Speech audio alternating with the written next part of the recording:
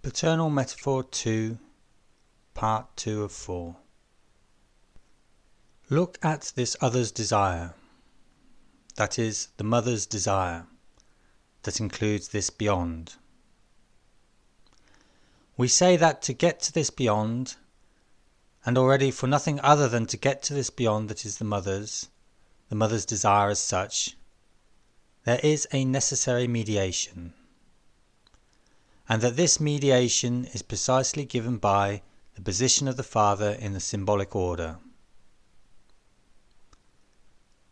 Rather than just proceeding dogmatically ourselves, let's question ourselves on the way in which, for us, the question poses itself in practice.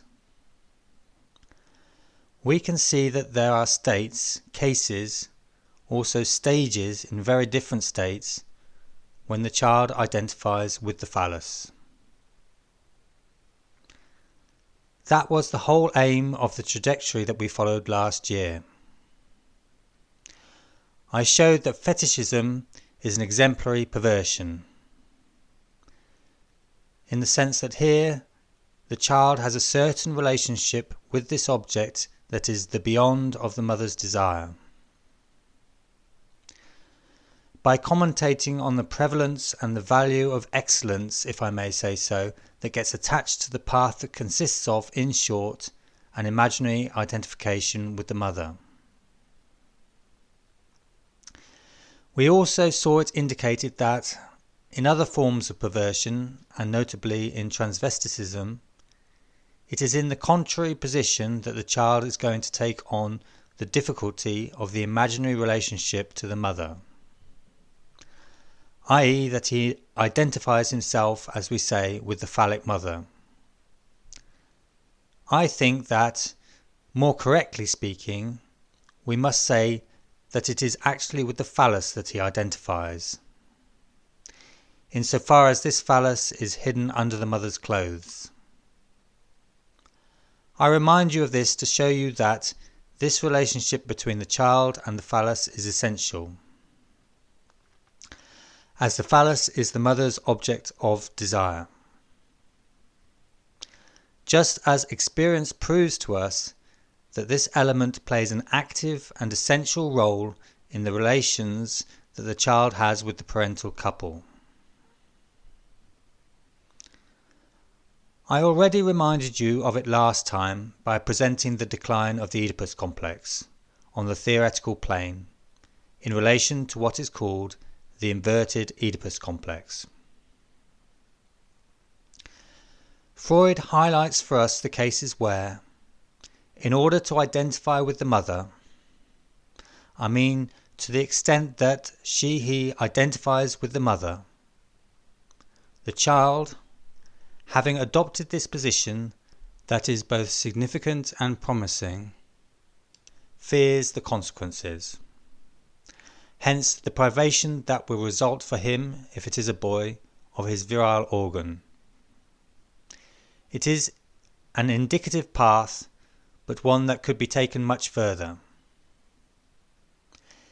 Experience proves to us that the father, considered as depriving the mother of this object, namely the phallic object that she desires, plays a completely essential role in, I won't say perversion, but in all neuroses, and I will say in all passages, even the most easy, the most normal, through the Oedipus complex.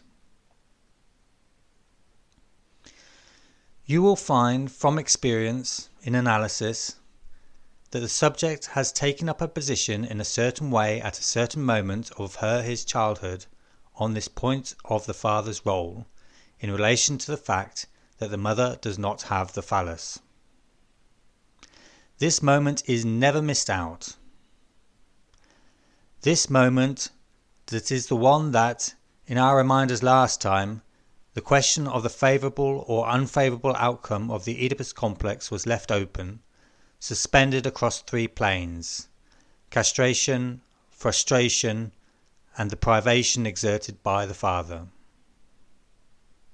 It was on the third level, the one that both posed the question for us, because it is the one with which it is the most difficult to understand something, and yet the one which we are told is the key to the Oedipus complex, i.e. its outcome, i.e. the child's eventual identification with the father. This level is the one where the father deprives someone of something they do not have, in the end, meaning depriving them of something that only exists insofar as you make it emerge into existence as a symbol.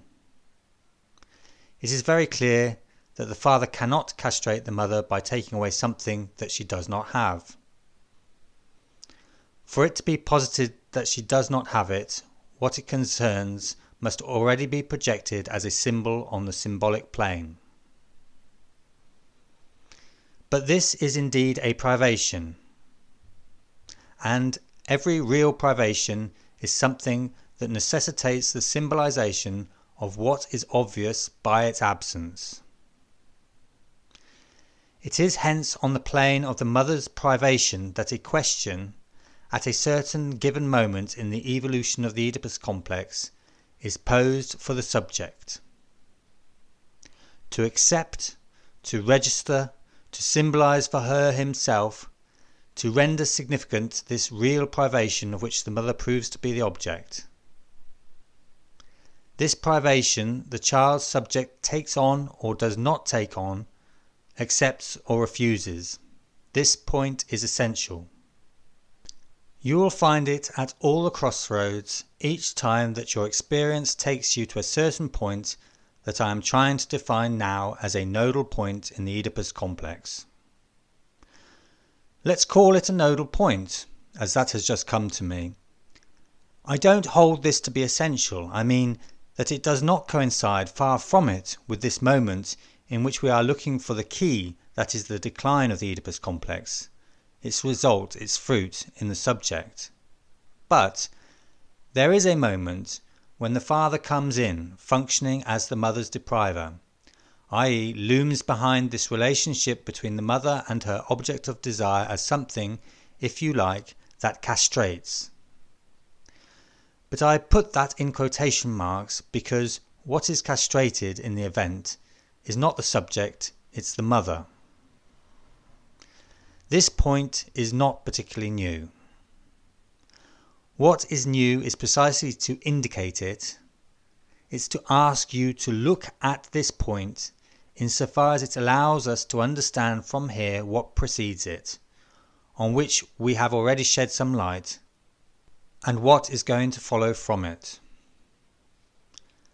Experience, in any case, have no doubt, and you can check it, confirm it, every time you happen to see it.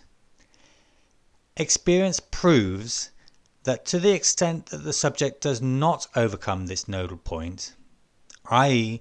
does not accept the privation of the phallus operated by the father on the mother, it can be observed that as a rule, I underline this as a rule because here it does not simply have the importance of an ordinary correlation, but of a correlation based in the structure.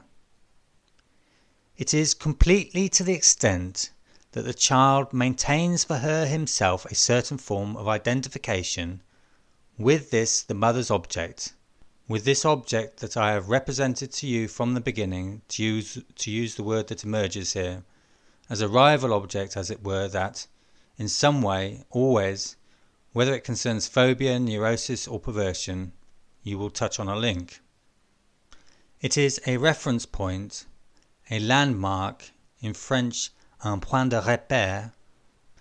Perhaps there isn't a better word, around which you can gather the observed elements coming from this question that you ask yourselves in a particular case. Which is the special configuration of this relationship with the mother, the father and the phallus that means that the child does not accept that the mother is deprived by the father of something that is the object of her desire? And to what extent, in which case, must it indicate that in correlation with this relationship, he, the child, maintains his identification with the phallus? There are degrees, of course. This relationship is not the same in neurosis or in psychosis as in perversion. But this configuration is nodal, as you can see. At this level, the question that gets posed is être ou ne pas être, to be or not to be the phallus. On the imaginary plane, it is a question for the subject of being or not being the phallus, and the phase that is gone through is this. The subject will choose at a certain moment. When I say choose, put this choose in quotation marks as well, for, of course, the subject here is as passive as she/he is active, for the good reason that it is not her/him that pulls the symbolic strings. The phrase has been started before her/him, has been started precisely by her/his parents. What I am coming to is precisely the relationship of each of her/his parents with this started phrase, and the way that it is fitting that the phrase be supported by a certain reciprocal positioning of her/his parents in relation to this phrase. But let's say, because we have to express ourselves clearly, that there is here, from a neutral position if you wish, an alternative, to be or not to be this phallus. You can sense that there is a considerable step that has to be taken simply to understand the difference between this to be or not to be this phallus, and the difference between that and at any particular moment. Likewise, it has to be waited for and found, which is something completely different, which is to have and have not, as we also say, to base ourselves on another literary citation. In other words, saying to have or not to have the penis. This is not the same thing. Some step has to be taken between one and the other, and let's not forget it. What it is about in the castration complex is something that is never articulated, that becomes almost completely mysterious. For we know that it is on the castration complex that these two facts depend. That on one side the boy becomes a man, on the other side the girl becomes a woman. But this question of having or not having it is adjusted, even for the one who in the end has the right to have it, i.e. the man. Adjusted by the intermediary of something that is called the castration complex, as a consequence of which it is presumed that in order to have it, there has to have been a moment in which he did not have it. Meaning that it wouldn't be called the castration complex if in a certain way it didn't put this in the forefront, that in order to have it, it must have initially been posed that one could not have it, that this possibility of being castrated is essential in the supposition of the fact of having it, the phallus. This is the step that has to be taken. It is here that must intervene at some moment efficaciously in the real, effectively, the father. For up to now I have only been able, my very line of reason indicates it, I have only been able to speak to you about things from the point of view of the subject. She/he accepts or does not accept. To the extent that she/he does not accept, this leads them, man or woman, into being the phallus. But now, for the next step, it is essential to get the father to intervene effectively. I am not saying that he does not already intervene effectively, but that my discourse up until now has been able to leave it in the background, even to get by without it. Whereas from now on, when it comes to having it or not having it, we are forced to take it into account, him. Him. It must initially be that, I underline it for you, he is, outside the subject, constituted as a symbol.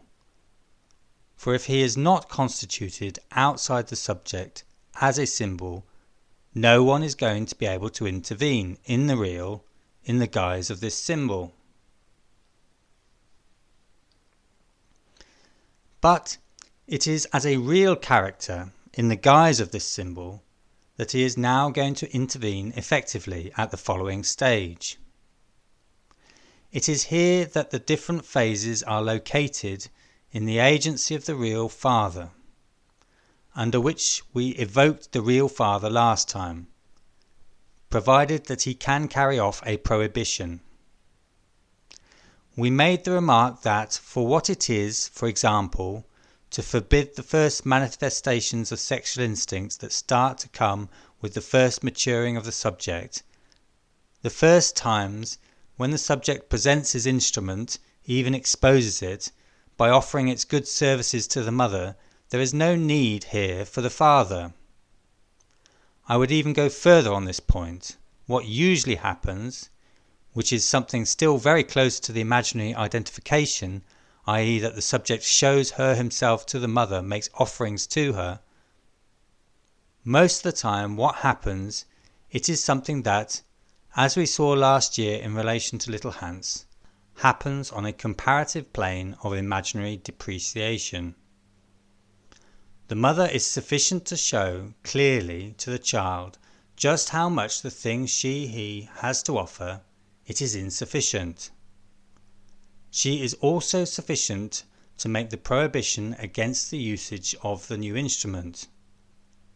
The father comes into play, that is certain, as bearer of the law, as forbidder of the object that is the mother. This, as we know, is fundamental. But it is completely outside the question, such as it effectively comes into play for the child. We know that the function of the father, the name of the father, is linked to the prohibition of incest. But no one has ever dreamt of putting the fact that the father actually goes round promulgating the law of the prohibition of incest at the forefront of the castration complex. It is said sometimes, but this is never articulated by the father, if I may say so, that as ex cathedra legislator, he creates an obstacle between the child and the mother. He is bearer of the law, by right, if I may say so, but through the fact that he intervenes in another way. And I would also say that it is in another way that his deficiencies at intervening come out. This is what we need to hold on to tightly.